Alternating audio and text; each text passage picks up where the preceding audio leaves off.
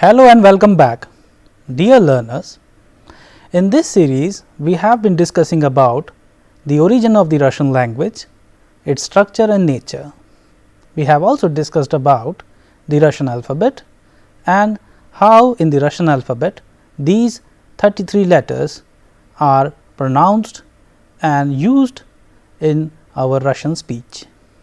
We have seen that out of these 33 letters we have 21 consonants and 10 vowels. Along with it, we also have 2 signs.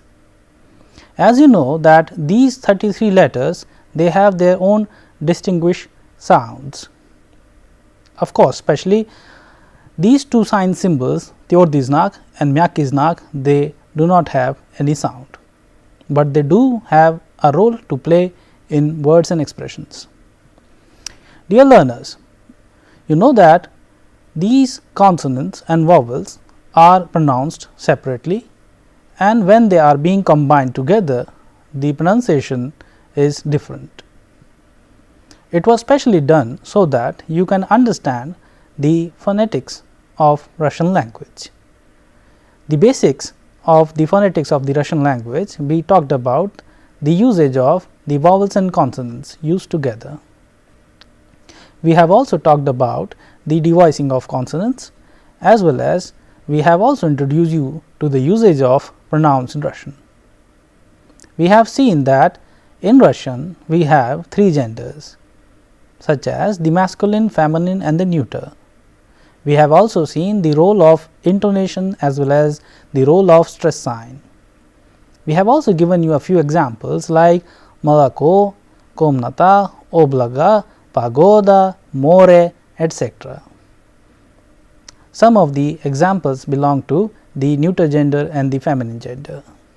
We have also talked about certain nouns such as drug, brat, achiets, etc., which belong to the masculine gender. Later on, we also discussed about the animate and inanimate nature of the nouns, and since they have been used with questions like что and кто, что which means what and кто which means who, and according to that we have classified all nouns of the Russian language. Later on, we have also discussed about the usage of the adjectives in Russian. Since we already know that in Russian the adjective endings always qualify with the noun. Since, for example, if we have a noun like drug, we can use it with kharoshi, bliski, etc. Likewise, if we have a noun like sestra, starshaya, malatshaya sestra can be used. And accordingly, for neuter gender nouns like more, we can have krasnaya. These are the examples through which we have seen that how the adjective endings and the noun are qualifying with each other. Further, we have seen different categories of nouns in masculine gender, feminine gender and neuter gender. We have seen that all nouns ending with hard consonant are masculine gender nouns. We have seen that all nouns ending with a, ya and iya belong to the feminine gender, whereas nouns ending in o, ye and ea belong to the neuter gender, and accordingly their adjectives also changes. If you remember that one of the most important aspect of the Russian language is the usage of verbs. Now, we know that in Russian verbs play a very important role, because through them only we express the right emotion and expression. We have seen that certain categories of verbs which ends with t and soft sign, some of the verbs which ends in s, ya like uchitsa, zanimats etc. are to be conjugated from the fundamental rules which we have learned in the previous lessons. Now, in the previous lessons, since we have discussed about the role of the verbs of motion or the glagoli dvizhenia, we have also used them with prefixes. You must be remembering about the usage of prefixes and when they are used with the verbs of motions like ichi, khajich, yekhach and yezdich. We also know that the usage of kashdai, chasta, etc. What are the group of verbs to be used from the verbs of motion? They are khajich and yezdich. And likewise, ichi and Yekhach are to be used when we need to indicate a movement in single direction, whereas Khajich and Yez is to be need where we need to indicate a movement in multiple directions or a movement which is repetitive or simply which is to and fro. Dear learners, after discussing so many things and about so many aspects of the Russian language, which was further classified as the Russian phonetics and the grammar, we discussed a few cases. The cases were the nominative case and the prepositional case. We also started discussing about the use of accusative case, since rest of the cases like the dative case and the instrumental case along with the genitive case will be discussed in their own dedicated sessions. But before that, since we have already covered a few cases in Russian, we will be discussing them with the help of few expressions. Now, since we will be discussing about general expressions or phrases, greetings, etc., this dedicated session belongs to them.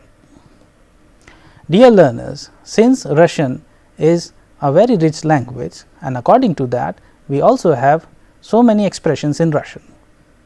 For our day-to-day communication in Russian, we require a lot of such expressions which are to be remembered. We call it naizust or by heart. So, shall we start learning about them? Please pay attention to these expressions. I read it for you. Since you already know that in Russian we have already learned three expressions like Dobrое утро, Добрый день and Добрый вечер. We have also learned how to use and when to use Здравствуйте. Since you know that Здравствуйте, it is a formal greeting in Russian. Whenever you are meeting a Russian, you always start your conversation with Здравствуйте. When you are familiar to that person, depending upon your rapport and your relation with the person, you start using ты form. That is, you can use Здравствуй. This is for colleagues, for friends and for juniors. Now, since we know that the agreement between the noun and the adjective, that is why we have Dobrое утро, because утро which means morning, it qualifies its adjectives as Dobrое, ends with O and E, and it is an example of neuter gender. Whereas Dobrый день, where the noun is день which means day, and we have used Dobrый день, it is translated as good afternoon. Whereas we have used Dobrый вечер, вечер which means evening, and Dobrый again translated as good. That is why we have the expressions Dobrый день, Dobrый вечер as good afternoon and the good evening. We will be using these expressions in our own communication in Russian. Здравствуйте, Антон, как дела? У меня хорошо. Как ваши дела? У меня тоже хорошо, спасибо. So, these kind of expressions in Russians are to be learned, and please pay attention to the sequencing. Since whenever you are asking somebody that how are you, you always ask как дела, how are you? У меня хорошо, спасибо. I am fine, thank you. А как ваши дела and how are you? У меня тоже хорошо, спасибо. I am also fine. For also we used the expression тоже. У меня тоже хорошо, спасибо. Always used with спасибо, which means thank you in Russian. So, you are also advised to use the same style and the sequence whenever you are asking or conversing in Russian with a friend or a colleague, or simply you are meeting somebody for the first time. Well, let us now understand the importance of these expressions in our day-to-day communication. Please pay attention to the slide and let us understand how to pronounce them in an accurate manner. As we already know that we pronounce Dobrое утро, Добрый день, Добрый вечер, Здравствуйте, Здравствуй and Привет. As you know that in the previous lessons also we have talked about the usage of Привет. Привет which is a form of informal hello in Russian. It is mostly and widely used across. Since Privyet, it is a very useful expression, you must remember this along with Zdravstvuyte. Whenever you are meeting a friend, you always say Privyet, which means hello, but whenever on a telephone, you always use allo like we use hello in English. So, these are the importance of when to use Zdravstvuyte, when to use Privyet and when to say allo. So, accordingly, you must also follow these instructions. Let us go to the next slide now and understand such other expressions and when and how to use them in your own communication in Russian. Such as we have expressions Rad тебя видеть, which means nice to see you. You can also use Rad тебя видеть as Я очень рад тебя видеть, or if somebody is senior to you, you replace тебя with вас. Я рад вас видеть. So, accordingly, depending upon the person, you change from тебя to вас, as we change from ты to вы. Как поживаешь? How are you? So, since we already know, for asking somebody how is or how she is, we say как дела. We can also use this expression как поживаешь. This is from the verb живать, жить. Как поживаешь? How's life going on? Как идет жизнь? How life is going on? So, these kind of expressions can be learned and remembered, and depending upon the person you are talking to and the context. Let us go to the next expression now. As we know already, Spasiba prekrasna. Spasiba means thank you, and prekrasna, well, it means wonderful as well, but in this case we have used it as fine, thanks. Spasiba у меня всё прекрасно. So, in Russian, as you know, that we use two expressions, все and всё. For using все, the most important aspect is that we are indicating towards animate things. Все были дома, everybody was at home. Всё нормально, everything is normal, everything is fine. So, according to that, you can use все and всё. Here we have used спасибо прекрасно. Спасибо, у меня всё прекрасно. So, here we can also use thank you, у меня всё прекрасно, everything is wonderful. So, you can also use these expressions like сегодня погода прекрасна, today the weather is wonderful. Он прекрасный человек, he is a wonderful man or a wonderful person. Она прекрасная девушка, she is a wonderful girl. According to that, you can also use прекрасно in many different contexts. Let us go to the next expression now and understand what are the nuances to be keep in mind while using these expressions. Here we have used неплохо, which means not so bad. Here, since you already know that плохо, which means bad in Russian, and according to it, we always change it into плохое, which means bad, and it is an adjective. Плохая машина, bad car. Плохая погода, bad weather, and you can also use плохой, плохая, плохое and плохие as with different nouns, either in singular feminine, masculine, neuter or plural. And when we add не, it means not. Неплохо means not bad, which actually means normal or good. У меня всё хорошо, у меня неплохо, I am fine.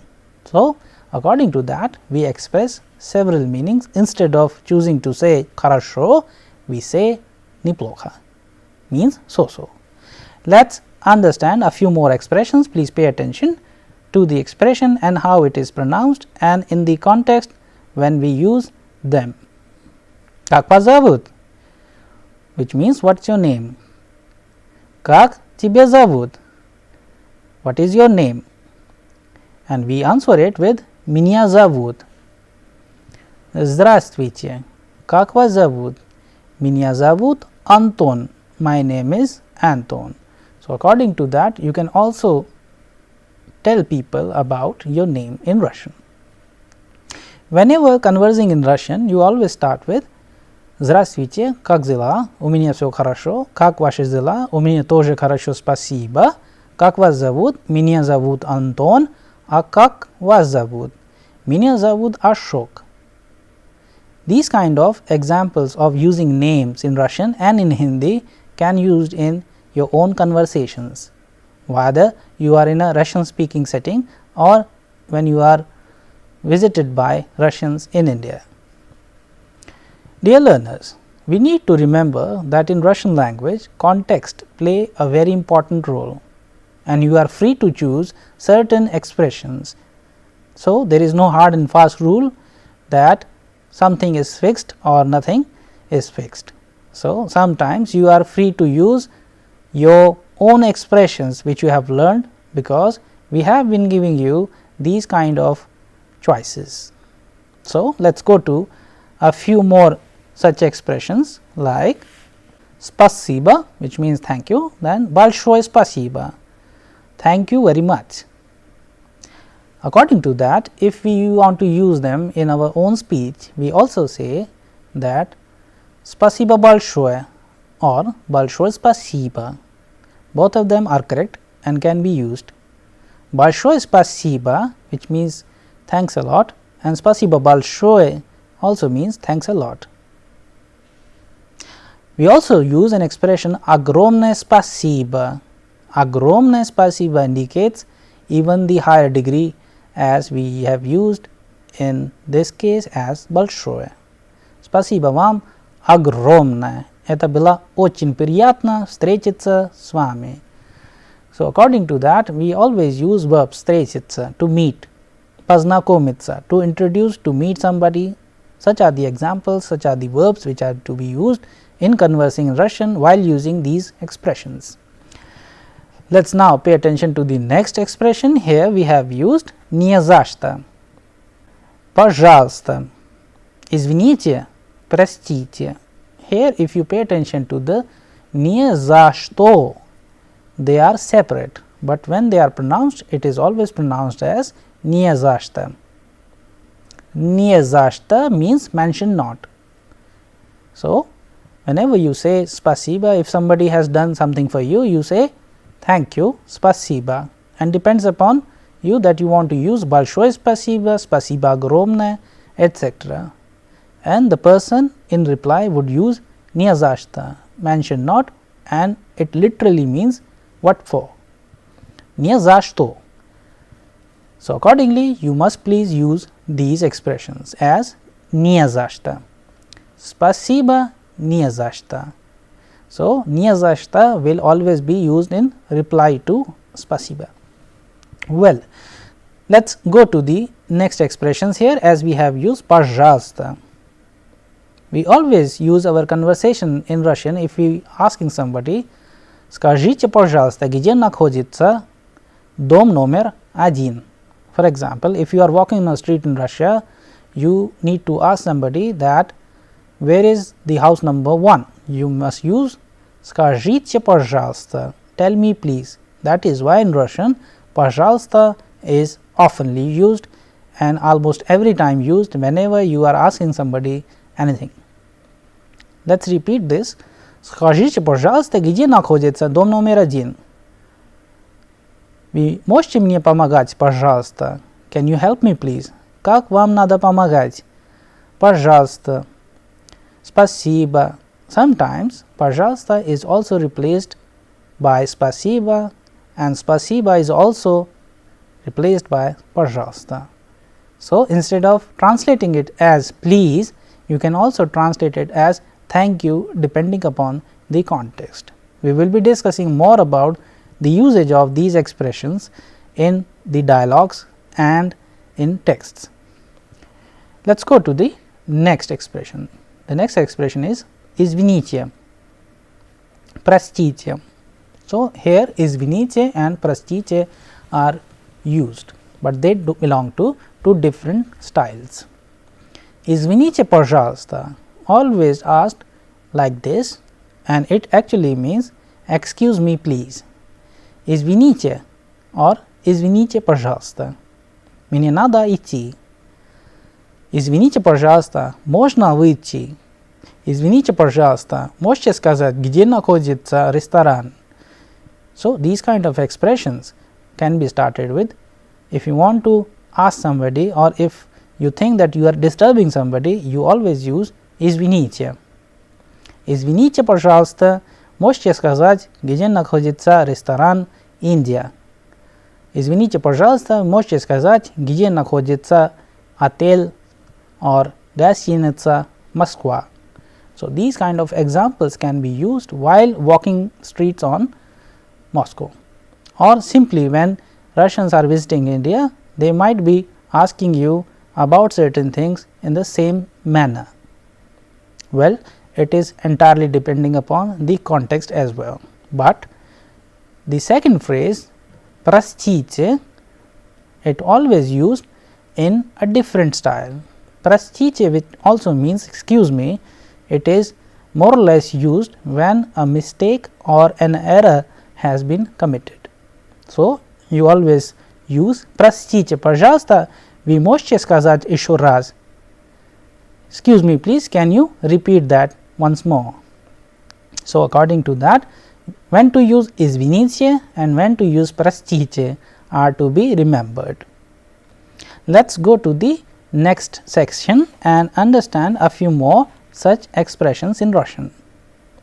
Ничего пожалуйста, which means that's alright, but we also use ничего пожалуйста as не за что. So, instead of saying it's okay, you can also use ничего, it's nothing. Пожалуйста, it's okay, it's fine, like this. These are the expressions which are expressed through ничего пожалуйста. Ничего страшного, no harm. So, accordingly, since if you are committing an error or a mistake, the reply would come as ничего страшного. It actually means nothing harm has been done through this mistake or error. You use ничего страшного like this only. Then we use до свидания. As we have already discussed, how do we use до свидания, till we meet again? It is actually translated as goodbye in English. До свидания is widely used as a formal expression saying goodbye, but if you are meeting your friends or people who you know, you also use an expression пока. This expression is widely used by the youth. So, they always say пока, до встречи, see you, till we meet again, instead of до свидания. До свидания is more formal as compared to пока. With this, we will be going to the next section now, and let us understand the meaning of пока удивимся and к сожалению мне пора идти. Here we have already discussed the usage of пока as an informal goodbye or simply bye. Удивимся, увидимся has been used as see you, увидеть. К сожалению мне пора идти has been translated as I am sorry, I should be going. К сожалению means unfortunately, and мне надо идти or мне пора идти, it's time to go. These kind of expressions are used in English and in Russian in two different styles. К сожалению он сегодня не приедет. Unfortunately, he won't be able to come. К сожалению вас завтра не будет. Unfortunately, you will not be around tomorrow. So, these kind of expressions while translating in English are different, but they have a particular meaning in Russian. К сожалению мне надо идти. Unfortunately, I need to be going. So, these kind of expressions you need to understand and use in context as per your understanding of Russian as well as per the requirement of the situation. Dear learners, since today we have learned a lot of new expressions in Russians starting from Доброе утро, Добрый день, Добрый вечер. as well as Zdravstvuyte, Пока, До свидания, К сожалению, Мне пора идти, etc. As well as you have also learned that there are different contexts when and how to use these expressions in Russian, entirely depending upon the context and the situation. We will be using these expressions in our own dialogues and in text, where you must pay attention to the usage and the choice we have made when and how to use different expressions of Russian in this kind of communication. Dear learners, since you already know that in Russian we have a lot of more such expressions which indicate the different styles of expressions particularly chosen by the speaker, as mostly in the case of dialogues we have given you such choices. We will be discussing more about the usage of such expressions in Russian in our next lessons, where we will be discussing about such words which belong to day-to-day expressions as well as other words of Russian, such as we will be discussing such words which are used in family. We will also be discussing certain greetings in Russian. We will also be discussing when and how to use them in correct and efficient manner. With this, I conclude this lesson. Spasiba, до свидания.